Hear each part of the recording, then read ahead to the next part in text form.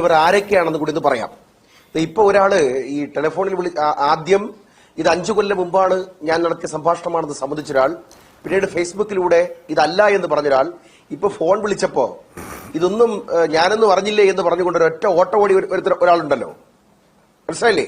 നട്ടലില്ലാത്തവൻ, ഒരു നിലപാടില്ലാത്തവൻ, അഭിപ്രായമില്ലാത്തവൻ, അയാളാണ് തൃശ്ശൂരിലെ ഡിവൈഎഫ്ഐയുടെ ജില്ലാ സെക്രട്ടറി.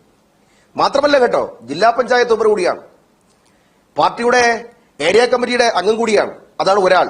മറ്റൊരാൾ നിബിൻ ശ്രീനിവാസൻ, അദ്ദേഹത്തിന് തൃശൂരിലെ നടത്തറ ഈസ്റ്റ് ലോക്കൽ കമ്മിറ്റിയിലെ അംഗമാണ്. രണ്ടുപേരും ഒറിജിനൽ പാർട്ടിക്കാരാണ്. ഇവർ തമ്മിൽ നടത്തിയതാണ് സംഭാഷണം.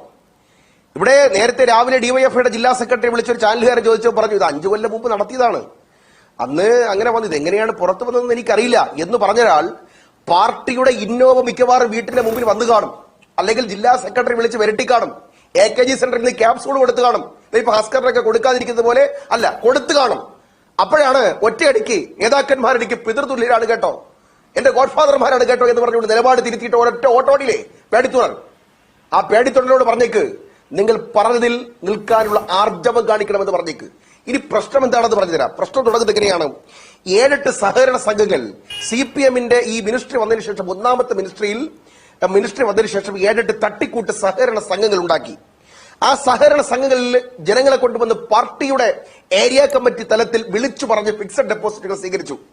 വാങ്ങിക്കൂട്ടിയ ഫിക്സഡ് ഡെപ്പോസിറ്റുകൾ എല്ലാം എടുത്ത് ഈ പറഞ്ഞ നേതാക്കന്മാരും അവരുടെ സിബ്ബന്ദികളും ഡയറക്ട് ബോർഡ് മെമ്പർമാരും കൂടി എല്ലാ സ്ഥലങ്ങളിലും ഭൂമി വാങ്ങി കൂട്ടിയിട്ട് ചെയ്തെന്താണെന്നറിയോ? നടത്തറ ഗ്രാമപഞ്ചായത്തിന്റെ ഭരണം ഇടതുപക്ഷത്തിന്, പഞ്ചായത്തിന് സംസ്ഥാന സർക്കാർ കൊടുത്ത ഓൺ ഫണ്ട്, സംസ്ഥാന സർക്കാർ കൊടുത്തതല്ലാത്ത പഞ്ചായത്തിന്റേതായ ഓൺ ഫണ്ട് ഉണ്ട്.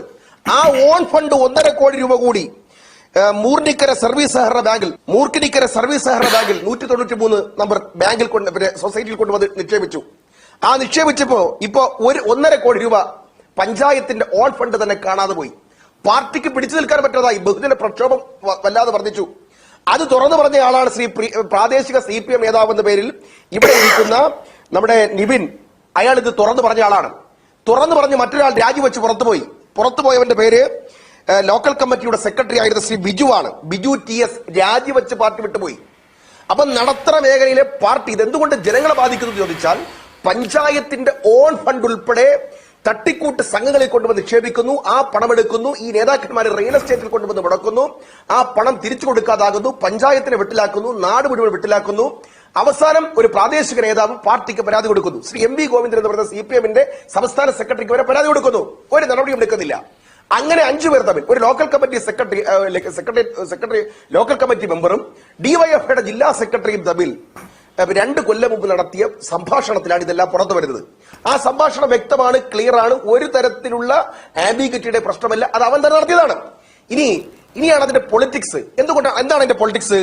CPMന് തുടർഭരണം കിട്ടിയപ്പോൾ, തുടർച്ചയായി CPM ജയിക്കും എന്ന് വന്നപ്പോൾ, തൃശൂർ ജില്ലയിൽ മറ്റു പാർട്ടികൾക്കൊന്നും തന്നെ സീറ്റുകൾ കിട്ടാതെ വന്നപ്പോൾ, ഇനി ഞങ്ങളുടേതാണ് സാമ്രാജ്യം, ഞങ്ങളെ ജയിക്കത്തുള്ളൂ, ജനം ഞങ്ങൾക്ക് തന്നെ വന്ന് കുത്തിത്തരും എന്നുള്ള ധാരണയിൽ കുറെ ആളുകൾ, നേതാക്കന്മാർ അവരുടെ സാമ്രാജ്യങ്ങൾ വികസിപ്പിക്കുന്നതോടൊപ്പം തന്നെ കോടികളുടെ കോഡ് ബനേഗ കോർപ്രതികളായിട്ട് മാറി. പറഞ്ഞത് ശരിയാണെങ്കിൽ തൃശൂർ റൗണ്ടിലും ജോസ് തിയേറ്ററിന്റെ മുമ്പിലും കപ്പലണ്ടി കച്ചവടം നടത്തിക്കൊണ്ടിരുന്ന ഒരാൾ കോടീശ്വരനായി മാറിയത്രേ. മറ്റൊരാൾ വാടാനി വനത്തിൽ പോയിട്ട് തേക്കിന്റെ ഇല അത് ചുമന്നുകൊണ്ട് വന്ന് ഓട്ടുപാറ ചന്തയിൽ വിറ്റ് ജീവിച്ചിരുന്ന 10ാം ക്ലാസ് പോലും പാസ്സാവാത്തയാൾ കോടികളുടെ സമ്പാദ്യങ്ങൾ ഉണ്ടാക്കുന്നു, പാർട്ടിയുടെയും സർക്കാരിന്റെയും ഉന്നതങ്ങളിലെത്തുന്നു, ഭാര്യയുടെ പേരിൽ കോടികൾ ഉണ്ടാക്കി വെച്ചിരിക്കുന്നു എന്നുള്ളതുള്ള വാർത്തകൾ പുറത്തു വരുന്നു. മൂന്നാമത്തവൻ ഈ കുന്നംകുളം അങ്ങാടിയിൽ കൊച്ചു അംബാസഡർക്കാർ ടാക്സി ഓടിച്ചുകൊണ്ട് നടന്നൊരാൾ, അയാളും അയാളുടെ അമ്മയുടെയും പേരിൽ കോടികൾ ഉണ്ടാക്കുന്നു. എങ്ങനെയാണ് സാർ ഇങ്ങനെ കോടികളുടെ കിളിക്കമുണ്ടാകുന്നത്? ഒരു ഡിവൈഎഫ്ഐയുടെയോ CPMന്റെയോ ഏരിയ തലത്തിലേക്ക് വളർന്നു വന്നാൽ ഉടൻ തന്നെ പണസമ്പാദന മാർഗങ്ങൾ ഇത്രമാത്രം തുറന്നു കിട്ടുന്നത് എങ്ങനെയാണ് നിങ്ങൾക്ക് ഇത്രമാത്രം സോഴ്സ്? എന്താണ് ഇത്ര ഈ പിരിവിന്റെ കാരണം? അതിനകത്ത് വളരെ വ്യക്തമായി പറയുന്നുണ്ട്. AC മൊയ്തീൻ എന്ന വാക്കുപയോഗിച്ചുകൊണ്ട് പറയാണ്, അയാളുണ്ടല്ലോ, അയാൾ വൻകിട കോടികളുടെ ഡീലറാണ്. അതിനകത്ത് വേറൊരു പ്രാദേശിക നേതാവിനെ കുറിച്ച് പറയുന്നുണ്ട്. ആ പ്രാദേശിക നേതാവാണെങ്കിൽ അയാളൊക്കെ നടത്തുന്ന ഡീൽ എന്താണ്? തൃശൂർ ജില്ല എന്നല്ല, ഇതിപ്പോ തൃശൂരിലാണ് ഇത് പുറത്തു വന്നത്. കേരളത്തിൽ ഏരിയ കമ്മിറ്റി സെക്രട്ടറിമാർ നിങ്ങൾ നോക്കണം, 10 കൊല്ലം മുമ്പ് ഡയറിയും കക്ഷത്ത് വെച്ച് പിന്നെ ബസ്സിൽ വന്നിറങ്ങി പിന്നെ ചെറിയ വീടുകളിലും താമസിച്ച് രാഷ്ട്രീയ പ്രവർത്തനം നടത്തിയിരുന്ന ലോക്കൽ കമ്മിറ്റി സെക്രട്ടറിമാരുടെ ഇന്നത്തെ സാമ്പത്തിക സ്ഥിതി എന്താണെന്ന് അറിയോ? നിങ്ങൾ നാട്ടിൻപുറത്തൂടെ നടന്നു പോയാൽ മതി. ഏരിയ സെക്രട്ടറിമാർ കോടികളുടെ മണികിരിക്കമാണ്. കോറികളിൽ നിന്നും അല്ലാതെയും ഇല്ലാതെയും ഒക്കെ കോടികളുടെ സമ്പാദ്യങ്ങളായി ഏരിയ കമ്മിറ്റി സെക്രട്ടറിമാർ നാട്ടുരാജാക്കന്മാരേക്കാൾ വലിയ രാജാക്കന്മാരായിട്ട് മാറിക്കഴിഞ്ഞു. ഇതെന്തുകൊണ്ട് ചോദ്യം ചെയ്യാൻ പറ്റുന്നില്ല എന്ന് പറഞ്ഞു തരാം. ആരാ ചോദ്യം ചെയ്യേണ്ടത്? കേരളത്തിലെ മുഖ്യമന്ത്രി പിണറായി വിജയൻ ചോദ്യം ചെയ്യണം. അദ്ദേഹത്തിൻ്റെതാണല്ലോ ഈ പാർട്ടി. ഇദ്ദേഹത്തെ ഇവിടെ ഇരുന്നുകൊണ്ട് ഇടത് നിരീക്ഷകൻ ആ പാവം BN ഹസ്കറിനെയൊക്കെ ഈ പാർട്ടി പണ്ട് SFI കാലത്ത് ഉപയോഗിച്ചുള്ളതിൽ ഒരു ചുക്കും കൊടുത്ത് കാണത്തില്ല. ഒരു PP പോലും ആക്കി കാണുമെന്നുള്ള ധാരണ എനിക്കില്ല. വന്നിരുന്ന് ന്യായീകരിക്കാണ് ഹസ്കർ ഒരു കാര്യം മനസ്സിലാക്കിയോ? എന്തുകൊണ്ടാണ് സഖാവ് പിണറായി വിജയനിൽ നിന്നും ഇത് പിന്നെ സ്വകാര്യ മേഖലയിൽ പണം ഉണ്ടാക്കലാണ്, ഇത് പാർട്ടിയുടെ നയമല്ല.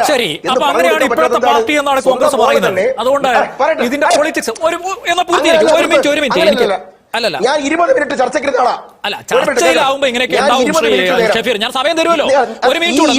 നേരം ഞാൻ ഇരുന്നെങ്കിൽ എനിക്ക് ഇന്ത്യൻ നാഷണൽ കോൺഗ്രസിന് സമയം കിട്ടണം, ഇല്ലെങ്കിൽ ചർച്ചയ്ക്ക് വിളിക്കരുത്. ഭാരതീയ ജനതാ പാർട്ടിയും കൂടി ഭാരതീയ ജനതാ പാർട്ടിയെ പോലെയല്ല. ഭാരതീയ ജനതാ പാർട്ടിയെ പോലെ ഒരു MLA ഇല്ലാത്ത പാർട്ടിയല്ല ഇന്ത്യൻ നാഷണൽ കോൺഗ്രസ് കേരളത്തില്. എനിക്ക് പറയാൻ അവസരം തരണം. നോക്കണ്ട, ഇന്ത്യൻ നാഷണൽ കോൺഗ്രസിന് നിങ്ങൾ സമയം തരണം. നിങ്ങൾ 3 സഹാക്കന്മാരെ കൊണ്ടുവന്നിരുത്തി 20 മിനിറ്റ് ചർച്ച ചെയ്തിട്ട് എനിക്ക് 4 മിനിറ്റ് തരത്തില്ലല്ലേ? അത് മര്യാദയാ? 4 മിനിറ്റ് കൂടുതലൊക്കെ കിട്ടിയിട്ടുണ്ട്.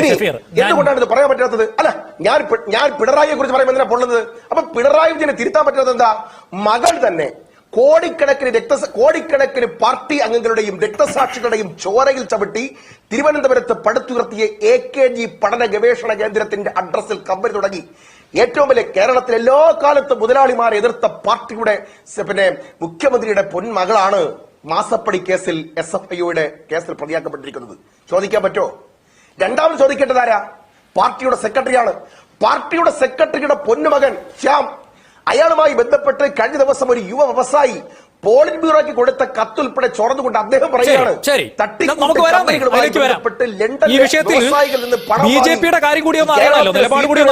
വീതിച്ചു കൊടുക്കുന്ന കണ്ണിയാണെന്ന് ഒരു പാർട്ടി സെക്രട്ടറിയുടെ മകനെതിരായിട്ട് കത്തിന്റെ വിവാദങ്ങളും കത്ത് ചോർത്തയും ഉണ്ടാകുന്നു. ഇനി ഒരാൾ കേന്ദ്ര കമ്മിറ്റി അംഗം എന്താ? RSS നേതാവിനെ വീട്ടിൽ സ്വീകരിച്ച കേന്ദ്ര കമ്മിറ്റി അംഗത്തിന്റെ അവസ്ഥ എന്താ? BJPയുടെ സംസ്ഥാന പ്രസിഡന്റുമായി ബന്ധപ്പെട്ട റിസോർട്ട് കച്ചവടം എങ്ങനെ ചോദിക്കും സാർ? CPMന്റെ നേതാക്കളുടെ ഇപ്പോഴത്തെ ഒരു ട്രെൻഡ് എങ്ങനെയാണെന്നാണ് കോൺഗ്രസ് സമർത്ഥിച്ചു വരുന്നത്. ശരി, ഞാൻ വരാം. ശ്രീ പത്മനാഭൻ, ട്രെൻഡ് എന്ന് പറഞ്ഞാൽ കച്ചവടം. ആയിക്കോട്ടെ, കച്ചവടം ഡീലർമാരാണ് എന്ന്. ശരി, പാർട്ടി ആയുധത്തിൽ മാറിയെന്നാണല്ലോ. ആയിക്കോട്ടെ, അതിന് മറുപടി ഹസ്കർ പറഞ്ഞോളൂ. ശരി, ശ്രീ പത്മനാഭൻ, ഇവിടെ ഈ കരുവന്നൂർ കേസിന്റെ ED അന്വേഷണം എവിടെ വരെ എത്തി എന്നതിന്റെ ഒരു പോസ്റ്റ്മോർട്ടത്തിലേക്ക് പോകണ്ട. കൂട്ടിക്കൊടുക്കാത്തവന്മാരാണ് അവര്. ശരി, പോസ്റ്റ്മോർട്ടത്തിലേക്ക് പോകണ്ട. പക്ഷെ കേട്ടു. വരാം. ലോക്സഭാ തിരഞ്ഞെടുപ്പിന് മുമ്പ് വരെ, തൃശൂരിലെ BJPയുടെ വിജയത്തിന് മുമ്പ് വരെ EDയുടെ അന്വേഷണവുമായി ബന്ധപ്പെട്ട സകല റെക്കോർഡുകളും റാഷിദിന് വേണമെങ്കിൽ ഞാൻ തരാം. അതിനകത്ത് വ്യക്തമായിട്ട് പറയുന്നുണ്ട്. അതിനകത്ത് പറയുന്ന പ്രകാരമാണെങ്കിൽ വർഗീസ് പ്രതിയാവണം, മൊയ്തീൻ പ്രതിയാവണം, അരവിന്ദാക്ഷ പ്രതിയാവണം, കണ്ണൻ പ്രതിയാകണം, അതുമായി ബന്ധപ്പെട്ട പല കൗൺസിലർമാർ പ്രതിയാകണം, സകലവനും പ്രതിയാവണം. 400-450 കോടി രൂപയുടെ നിക്ഷേപങ്ങളെ അടിച്ചുമാറ്റി പാർട്ടിയുടെ 9 പിന്നെ ഏരിയ കമ്മിറ്റി ഓഫീസുകളും ലോക്കൽ കമ്മിറ്റി ഓഫീസുകളും ഉണ്ടാക്കിയതാണ് കേസ്. എന്നാൽ നിങ്ങൾ നോക്ക്, ഇന്നിപ്പോ ദല്ലാൽ നന്ദകുമാർ, EP ജയരാജന്റെ അടുത്ത സുഹൃത്ത് ദല്ലാൽ നന്ദകുമാർ ഒരു കാര്യം പറഞ്ഞിട്ടുണ്ട്.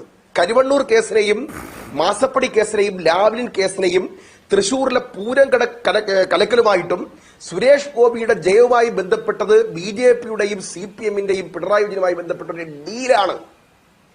EP ജയരാജന്റെ അടുത്ത അനുയായിയായ ആളാണ് ഈ പറയുന്നത്. നിങ്ങൾ ശ്രദ്ധിച്ചു കേട്ടോ. അപ്പൊ വളരെ വ്യക്തമാണ്. കഴിഞ്ഞ പാർലമെന്റ് തെരഞ്ഞെടുപ്പിന് മുമ്പ് വരെ EDയുടെ അന്വേഷണത്തിൽ വർഗീസിന്റെ കുടുംബം, മൊയ്തീൻ, അരവിന്ദാക്ഷൻ, കണ്ണനെല്ലാം മുഖ്യ സ്ഥാനത്താണ്. അവരുടെ എല്ലാ പേരുകൾ, അവരുടെ ഇടപാടുകൾ, ഭൂമി തട്ടിപ്പുകൾ, പാർട്ടി ഓഫീസുകളുമായി ബന്ധപ്പെട്ട തട്ടിപ്പുകൾ, നിക്ഷേപങ്ങൾക്ക് വേണ്ടി വിളിച്ചു വരുത്തിയ പാർട്ടി തന്നെ നടത്തിയ ഇന്റേണൽ എൻക്വയറീസിന്റെ റിപ്പോർട്ടുകൾ, അത് ബിജുവിന്റെ റിപ്പോർട്ടാണ്, സകലതുമുണ്ട്. എന്നാൽ ഈ സുരേഷ് ഗോപിയുടെ വിജയത്തിന് ശേഷം ED കൊടുത്ത റിപ്പോർട്ടുകൾ നിങ്ങൾ റാഷിദ് പരിശോധനയ്ക്ക് വയ്ക്കണം. അപ്പോഴാണ് നിങ്ങൾ ഇതിന്റെ കള്ളിക്കൾ മനസ്സിലാവുന്നത്. എന്താണെന്നറിയോ? അതിൽ മൊയ്തീന്റേതായിരുന്നാലും കണ്ണന്റേതായിരുന്നാലും അരവിന്ദാക്ഷനായാലും വ്യക്തിപരമായിട്ടുണ്ടാക്കിയെടുത്ത വ്യവഹാരങ്ങളാണെന്നും നിങ്ങൾ നോക്ക്, വളരെ ശ്രദ്ധിച്ചു കേൾക്കൂ. ഈ കണ്ണൻ ഉൾപ്പെടെയുള്ളവർ പ്രതിയല്ലാതെയും ആയി മാറുന്ന പിന്നെ ആദ്യത്തെ ആരോപണങ്ങൾ ആവിയായി പോകുന്ന ഒരു വലിയ മാജിക് നടന്നിട്ടുണ്ട്. ആ മാജിക്കിന്റെ പുറകിലാണ് BJPയുടെയും CPMന്റെയും ഡീല്.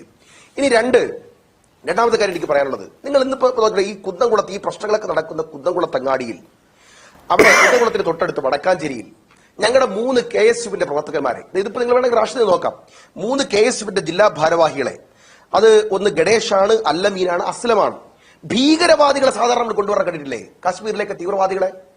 ഈ കറുത്ത മുഖമൂടിയിട്ട് കണ്ണു മാത്രം പിന്നെ പുറത്തു കാണത്തക്ക തരത്തിൽ കൈകൾ വിലങ്ങ് വെച്ച് വലിച്ചിഴച്ചു കൊണ്ടുവന്ന് കോടതിയിൽ കയറ്റുന്ന രംഗം നമ്മൾ കണ്ടു.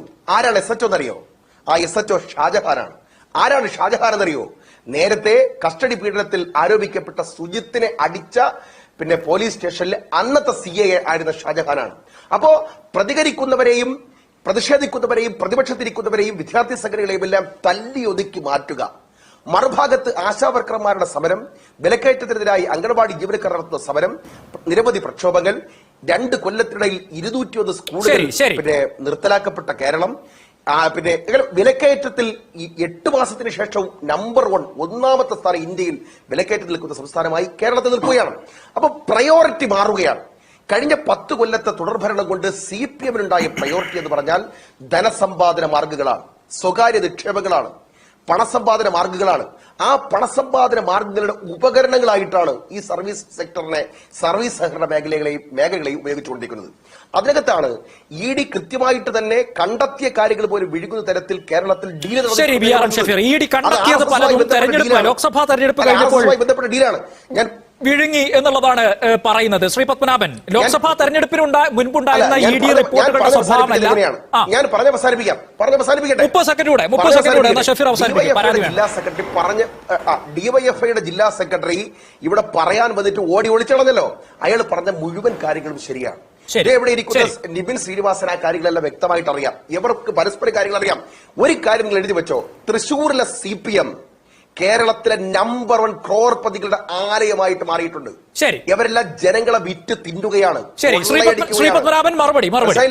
കേരളത്തിലെ CPM-ലെ തൃശ്ശൂരിലെ നേതാക്കന്മാരെ കുറിച്ചുള്ള ആരോപണങ്ങൾ ഒരു പൊതുസമൂഹത്തിന് പൊറുക്കാൻ പറ്റാത്തവണ്ണമുള്ള സകലമാന കൊള്ളയടിയാണ്. ജനങ്ങൾ ഇറങ്ങണം. ഞങ്ങളെ ധാരണ തിരുത്തണം.